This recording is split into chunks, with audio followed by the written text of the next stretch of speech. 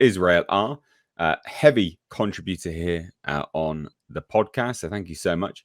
And for $10, Israel R joins in the conversation and says, "Hello, everyone, on my favorite podcast. With the new Exorcist bombing so badly, could the second movie be pulled out of theatrical release to not allow for further embarrassment going forward?" Well, that is a perfectly great question to actually get us started on our first topic, which is our general thoughts and review of Exorcist Excreta. Now, it's only myself and Tom that have seen this film, and we do have a slight difference of opinion. I'm aware of that. But I mean, let's answer that question first, Tom. Do you think that the second movie could be pulled out of theaters? Because personally, I don't think it's getting made.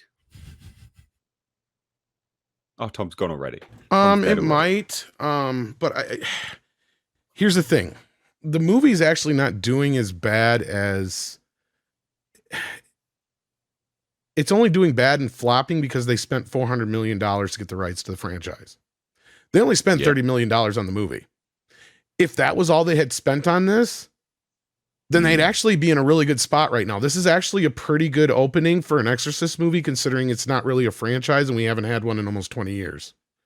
Right? Like, so $30 million opening, and it was how much what's the altogether now culture with the overseas? Oh, it was not too bad. It was sitting at around in the 40s. It was okay as of yesterday. 45 on Monday. Yeah. So it'll probably come close to making its money back in theaters for the movie. For the franchise, no. See, that's the problem we have here is that Morgan Creek got $400 million for the rights from Blumhouse and Universal and Peacock. Yeah. So this is like some conglomerated thing. So it will be dropping on Peacock before you know it too, because my understanding, and correct me if I'm wrong, Nate, wasn't it originally going to drop on both Peacock and theaters simultaneously, and then they changed their mind? I do think so. I'm not 100% certain, but I had heard that, but I can't remember. Probably much like you, something which you think you've heard or think you've seen, but I can't put my finger on where. And it may actually just be because they do that so often now that we're associating them with Five Nights at Freddy's. I think they're doing the same thing, and Halloween they did the same thing. So, but they're doing the same thing with Five Nights at Freddy's. That's what I just said. Yeah, rightly. Sorry. Oh, sorry. Yeah, that's all right. Yeah. So no, like, and I mean, that's the thing is, I'm surprised unless it drops this next week because it was originally supposed to come out this week. But I looked it up and it said no, it's not going to be on Peacock until it's done with its run. So, well, let me put it this way: it may have made $45 million in its first opening weekend, but as of this weekend coming, it will not make a penny more. No, it's got the problem with Taylor Swift. Yeah, exactly, and thus it's a huge bomb.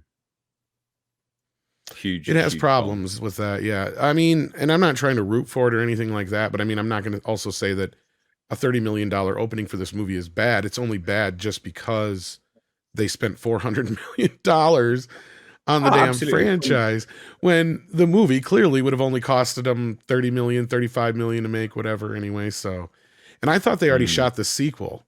So I'm confused on that too. I guess they hadn't shot it yet. I don't think they did because it was in COVID times, I think, if I remember rightly. So they, But it is already written. It's called Deceiver. We know that much, but well, it's supposed to be a trilogy.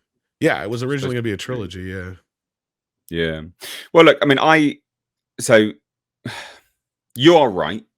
$30 million, $45 million opening for an Exorcist movie is actually pretty decent, to be fair. Pretty good. It's not amazing, but it's pretty good. You also have to adjust it for inflation as well. You know, those numbers previously adjust them for inflation. I don't know how they would look if you adjust it for inflation. I don't know if they would be comparable. Compared to the original film, no. But compared to the other sequels, this is probably one of the... I'm willing to bet that it's performing better than any of the sequels have since part 2. Oh, I would imagine that, absolutely. But they did spend $400 million on the franchise rights to make 3 movies. And as I point out to people, they don't even get like the old movies with this. That's just it. I wouldn't be saying shit if they got the original 4 or 5 Exorcist movies, right? Then it makes sense because then you can throw out a box set. You can recoup some of your costs that way. No, yes. Warner Brothers still owns those. They just bought the rights, not the movies themselves. Because for those who don't know, Morgan Creek didn't even own the rights until the late 80s, 90s, or whatever, because they produced Exorcist 3 and 4 through Warner Brothers, and Warner distributed it. But Warner Brothers produced the first 2 movies on their own.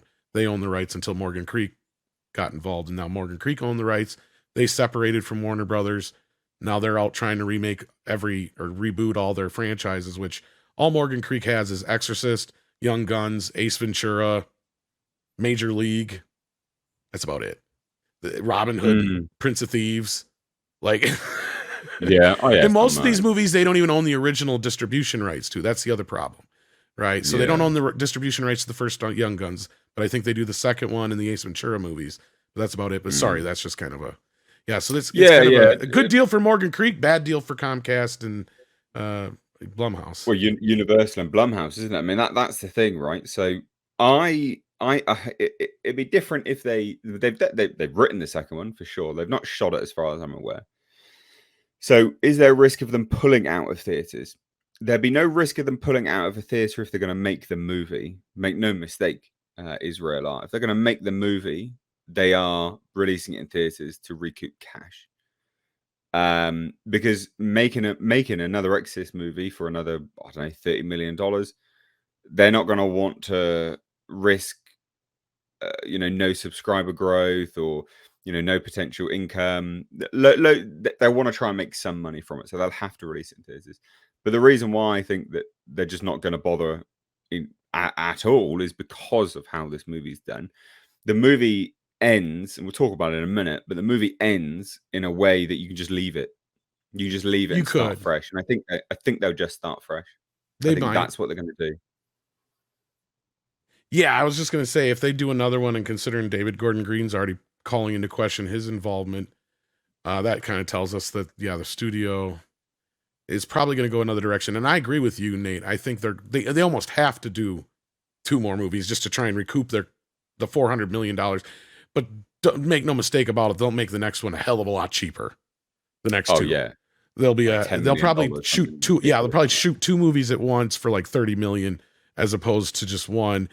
And they might not bring back anybody, but they might bring back Linda Blair. Spoilers, but we'll see. Sorry about that, guys. But like most people, I think, who gave a shit went to see it this weekend, to be honest with you. So yeah. Well, there you go. Israel R. Chap. Hopefully that answered your question.